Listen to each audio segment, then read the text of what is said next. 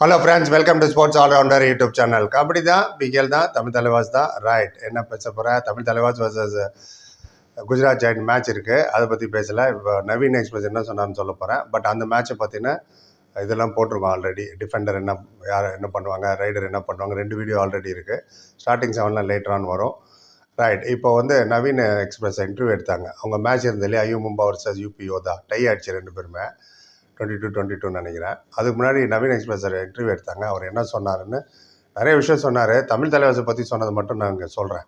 Right, அவரை கேட்டாங்க, என்ன ஆங்கரு, தமிழ் தலைவாசுக்கு எதிராக நீங்கள் ஜெயித்தது உங்கள் டபங் டெல்லியை கம்பேக் கொடுத்த மாதிரி இருந்தது, உங்கள் கான்ஃபிடென்ஸ் ஹை ஆகிருக்கும், சூப்பர் 10 வரை நீங்கள் எடுத்தீங்க, அதை பற்றி என்ன நினைக்கிற அப்படின்னாரு.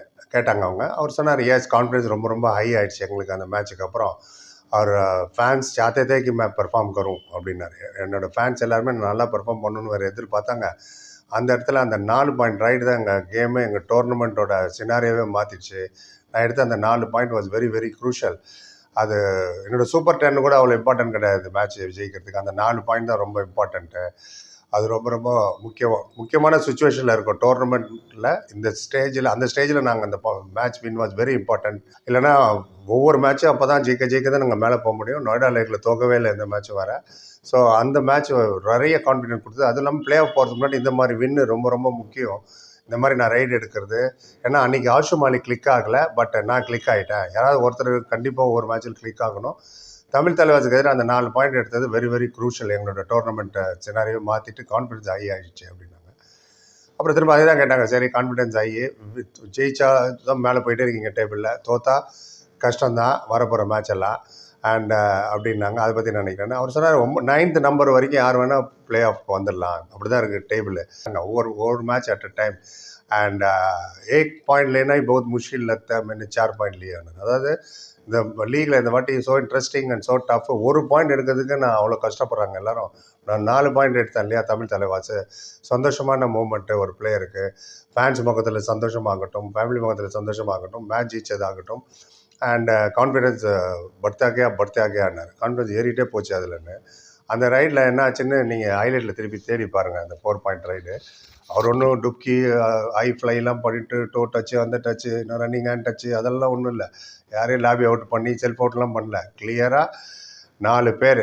ரைட், அந்த ரைடுக்கு முன்னாடி ஸ்கோரு 18-16 இருந்தது. 2 பாயிண்ட் தான் டிஃப்ரென்ஸு. அந்த ரைடு எடுத்தார் பார்த்தீங்களா, 4 பாயிண்ட்டு, 22-16 ஆச்சு. வெரி நெக்ஸ்ட் ரைடில் லாஸ்ட் மேன் அவுட் ஆனார், 25-17.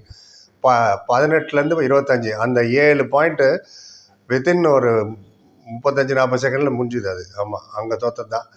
எனிவே, அந்த 4 பேர் யாருன்னு தான், ஒன்று வந்து மொயின் ஷஃபாகி தான் ஃபஸ்ட்டு பிடிக்கிறாரு. அப்புறம் ஃபஸ்ட் டைம் அவர் மேலே உழுவுறாரு.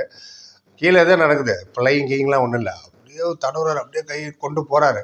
அப்படியே பார்க்குறாங்க சந்திரன் ரஞ்சித்தும் அபிஷேக்கும். எனக்கு அப்படி தான் தெரிஞ்சுது. நீங்கள் போய் பாருங்கள். அப்புறம் அப்படியானு விட்டுருந்தா கூட 2ஓட போயிருக்கும். அதுக்கப்புறம் கடைசி நேரத்தில் பார் அப்படின்னு பிடிக்க போனாங்க. 4 பேரும் சேர்ந்து அவுட் பண்ணி விட்டார். அதை தான் அவர் சொன்னார். இதெல்லாம் நம்ம ஒரு 6 பாயிண்ட் எடுத்தால் தெரியுமா, நம்ம அஜிங்க பவர் தெலுங்கு டைட்டன்ஸுக்கு எதிராக இன்னும் பேசிகிட்டு இருக்கோம். இந்த மாதிரி விஷயங்கள்லாம் மைண்டில் எப்போதும். அதே மாதிரி மோஹித்துக்கு குவார்டர் ஃபைனலில் டை பிரேக்கரில் ஒரு கிக் விடுவார் யூபி யோதாக்கு எதிராக. யார் எதிர்பாராத எதிர்பாராது. அது இன்னும் ஞாபகம் இருக்கும் பார்த்தீங்களா. சில இன்சிடென்ட் நம்ம மறக்கவே முடியாது, எப்போதுமே ஞாபகம் இருக்கும். ஸோ அதனால தான் சொன்னேன் நான். ஓகே, இந்த 4 point right is very very crucial. இது 1 பாயிண்ட் எடுக்கிறது, போனஸை மிஸ் பண்ணிட்டு வந்து நிற்கிறது, டூ ஆர் டையில் பார்த்துக்கலான்னு போய் அதில் போய் ஏமாந்துட்டு வர்றது, குடுக்குன்னு ஓடி போய் போனஸ் எடுக்கணும், அங்கே பண்ணிட்டு போய் தொப்புன்னு மாட்டிக்கிறது, இதெல்லாம் என்னன்னு எனக்கு ஒன்றும் புரியல. ஒரு ப்ரெசன்ஸ் ஆஃப் மைண்டு வேண்டாம். இப்படி தான் நம்ம தோற்றது எல்லா மேட்சுமே. அட்வான்ஸ் டேக்கிள் பண்ணுற இடத்துல அட்வான்ஸ் டேக்கிள் பண்ணுறது கிடையாது. அதான் அழகாக சொன்னார் நவீன் எக்ஸ்பிரஸ். இந்த 4 பாயிண்ட் தான் முக்கியம். எனிவே பார்ப்போம், நம்ம ஆளுங்க யாராவது நீ 4 பாயிண்ட் ரைட் எடுக்கிறாங்கன்னு. ரைட், முத்து எடுத்தார் 3 பாயிண்ட்டு. என்ன பண்ணோம், அடுத்த மேட்ச் இல்லை, அவர் உடம்பு சரியில்லைன்ட்டாங்க. எனிவே, அப்டேட் பண்ணிட்டேன். கிவ் யுவர் வேல்யூபிள் கமெண்ட் பண்ணுவேன். நன்றி. Like, comment, share and subscribe. சந்திக்கிறேன். Thank you so much.